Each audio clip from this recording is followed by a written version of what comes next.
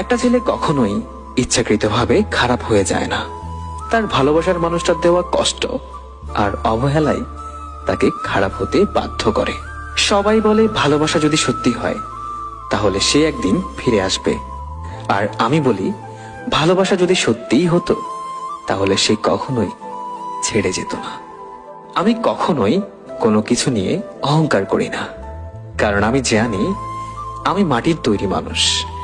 আমার সময় শেষ হয়ে গেলে আবার ওই মাটিতেই আমি চিরতরে মিশে যাব। ভুলটা তো তোমারও ছিল, কিন্তু সেটা তুমি কখনোই বুঝলে না। রাগ তো আমারও ছিল, আমি সেটা কখনোই তোমাকে দেখাইনি। ভুলে তো আমিও যেতে পারতাম, কিন্তু আমি তোমাকে কখনোই ভোলার জন্য ভালোবাসিনি।